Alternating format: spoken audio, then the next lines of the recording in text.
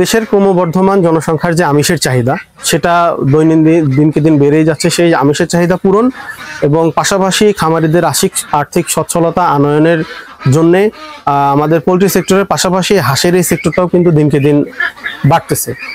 কারণ এই আমিষের চাহিদা যদি পূরণ করতে যাই আমাদের অধিক আমিষ উৎপাদন জরুরি হয়ে পড়ছে দিনকে দিন।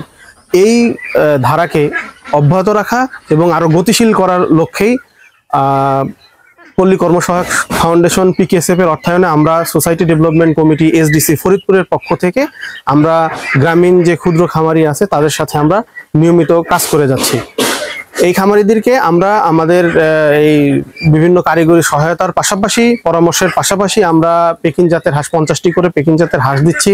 সেই সাথে হাঁসের ফিড এবং হাঁসের ভ্যাকসিন করানো থেকে শুরু করে তাদের পরিচর্যা, খামার ব্যবস্থাপনা, বায়োসিকিউরিটি এবং লালন পালনের বিভিন্ন দিক নির্দেশনামূলক পরামর্শ আমরা তাদেরকে দিয়ে যাচ্ছি। আমরা ইতিমধ্যে দেখেছি যে ফরিদপুরে আমাদের সংস্থা ওভারঅল সংস্থার পক্ষ থেকে আমাদের প্রায় শতাধিক পেকিং হাঁসের খামারের সাথে আমাদের কথা হয়েছে। তন্মধ্যে আমরা এই খামারি ভাই সহকারে আমরা প্রায় 25টি প্লাস খামারির সাথে আমরা অলরেডি যোগাযোগ করতে পেরেছি। তাদের মধ্যে অনেককে আমরা আর্থিক এবং কারিগরি সহায়তার মধ্যে নিয়ে আসতে পেরেছি এবং আমরা চাচ্ছি যাতে ফরিদপুর তথাপি সারা দেশে যে পেকিং হাঁসের যে এই জাতের হাঁস পালনের যে একটা গতিশীলতা আসছে এটা আরও উত্তরোত্তর বাড়বে, দেশের আমিষের চাহিদা পূরণ হবে এবং সাথে সাথে আমাদের যে খামারি ভাইয়েরা আছে যারা এই সেক্টরে কাজ করতেছে তাদের একটা আর্থিক সচ্ছলতা, তাদের পারিবারিক আর্থিক সচ্ছলতা যাতে আসে, আমরা এই লক্ষ্যেই কাজ করে যাচ্ছি। তো আমার ঘর ছিল না, এখন আমি এই ঘরটা দিছি, তারাই আমার আর কি এটা বুদ্ধি দিছে, একটা ঘর দেন SDC সংস্থা সাহায্য করছে। তারা এই ঘরটা দিছি, তারা 50টা হাঁস দিছে, আমি এই ঘরটায় পালতেছি। এই হাঁসগুলা পালতে কিন্তু আমার পানির দরকার হইতেছে না, আমি মোটর দিয়ে গোসল করাইতেছি।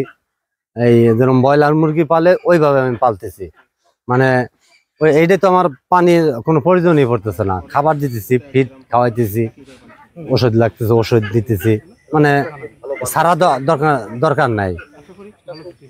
আর আমার হাঁসটা খুব দূরত্ব আর কি বেড়েও গেছে, মানে ইয়ে হয়ে গেছে, কিন্তু আমি আশা করতেছি যে এই হাঁসটা আমি লাভবান হব।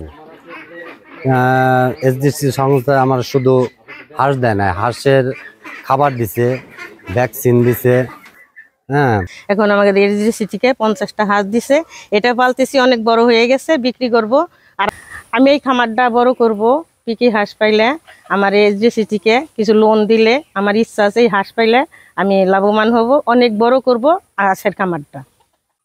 দেখতে সুন্দর, অনেক লোকজন আসে দেখার জন্য, এটা চাহিদাও বেশি, খাওয়ার জন্য কিনে নেয় অনেক লোকজন। আমাদের ফোন দিয়ে বলে যে পিকি হাঁস আছে নাকি, এর জন্য এটা আর কি খামারটা করছি। খামারটা আমি হাঁস পাইলে বড় করব। হ্যাঁ, আমার অনেক ইচ্ছা আছে যে আমি 400-500 হাঁস পালবো, পিকি হাঁস।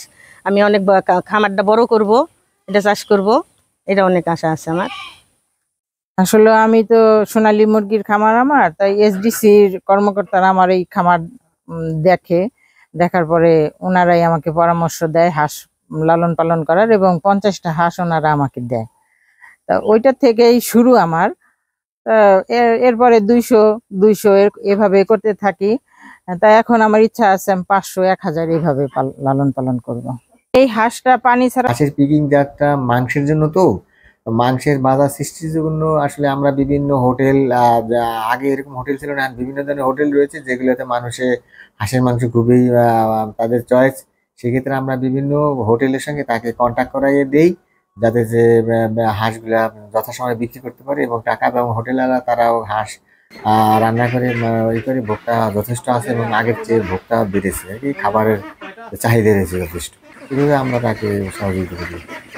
আসলে আগের চেয়ে এখন হাঁসের মাংসের চাহিদা বেশি, আমরা সবাই জানিস, এবং আগের চেয়ে মানুষ হাঁসের গোস্ত পছন্দ করে বা খায় বেশি। সুতরাং সেই হিসেবে যারা পালন করে তাদের জন্য সুখ করি। আমরা এটুকু করি যে সে বিক্রি করার জন্য আমরা বিভিন্ন হোটেল হোটেলের সঙ্গে সংযোগ করাই দিই, হোটেলেরা তারা কিনে নিয়ে ওটা পাক করে এবং রান্না করে যারা খায় বিক্রি করতে পারতেছে। এটা একটা আমরা এই বিষয়ে আমরা সহযোগিতা করি।